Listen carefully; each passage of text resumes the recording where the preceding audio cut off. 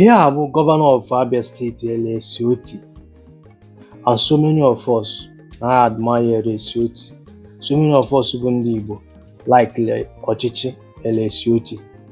But have you sit down and ask yourself this question? Will LSC Oti be the governor of Abia State forever? The answer is no. Onye ka ịma ga-abata after LSC Oti? Kedu ka ịma onye ahụ ga-adị? Ịma na onye ahụ a ga-eme ọfụma ka onye afọ ọ ga-adịkwa ka ndị nọbụ before LSC Oti? Na the history of Abia State, anyị enwego Ọjị Ụzọ Kalụ, nwee T.U.D. Ọjị, nwee Okezie Ikpeazụ, before wee nwee onye dịka LSC Oti.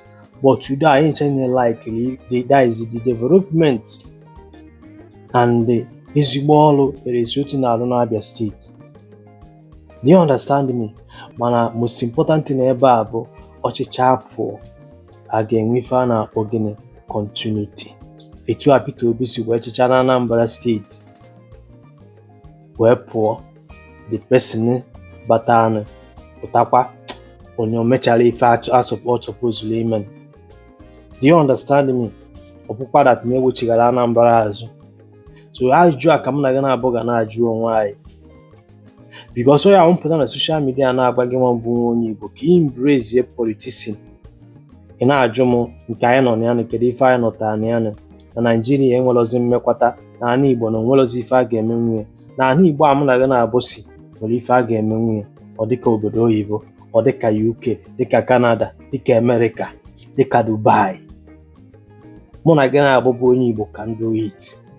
And kedu ka anyị ga-esi wee mee nwunye? Etu ị na-akwu okwu a kịta na ịlaikiri good governance, ịlaikiri ebe ọ bịa agbapụtara sị na the health system anyị na-function properly. Ị chọrọ ka health care afia educational system anyị na-function properly. You need steady electricity, you need running water, you need etu abata na awada ata ya the whole awada niile. Mmiri a na-agba na ya 24 hours of the day. Ọkụ a na-adị na ya 24 hours of the day. You need to abịa na Ọnịcha, etu akịta Ọnịcha bụ residential area, ebe afọ abụrụ daizi high cashing location gonna attract investors to come into Anambra State to invest. You need to end the insecurity.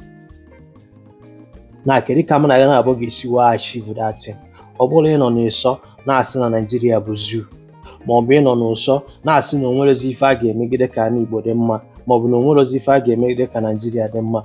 Ọ mụ na gị na-abụ ka ọ dịkwa n'aka bụ na anyị chọọ transform ana Igbo today. Mụ na gị na-abụ ebido join ife a na-akpọ gịnị politics. Ma ọ bụrụ na eziokwu na-etu anyị na-ege m ntị na ị chọrọ ọdịmma na Igbo, the easiest way ị ga-esi wee achieve ya oge nwee join politics. Mụ na gị na-abụ amara na onye dịka LSC Oti na-abịa, mana ọ bịago kịta nọrọ ifuru ife ọ na-eme n'Imo steeti, ifuru ife ọ na-eme n'Abia steeti. Na kedu onye ga-abụ ọpụ onye afọ anọchi anya, ịmalụ ka onye afọ ga-adị?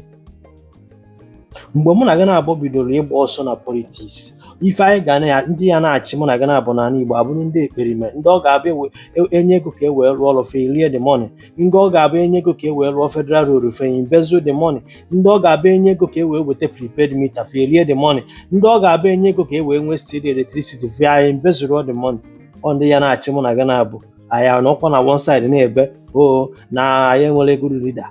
Good leader a ga-ebido from mụ na gị na-abụ. Nya bụ reason m ji ahụpụta na m agwa ka gị nwa bụ onye Igbo join ebe and participate bịa na politician.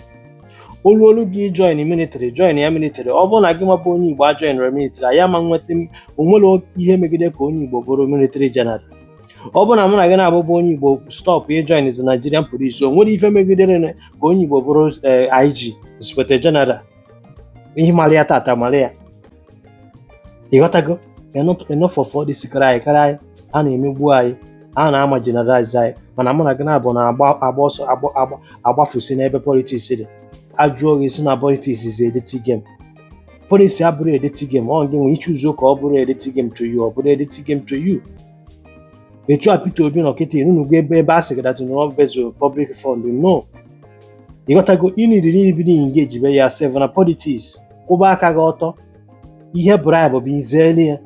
Record ga-enwe ike dị straight, dị pure. Ọ bụrụ from local government chairman isi ebe a wee bido. ị na-aghọta ife a na-agwa gị? Ma ọ bụrụ riri na ị chọrọ ka anyị Igbo dị mma na politiks nke oge si wee bịa, ekenekwe m unu, ka emesịa.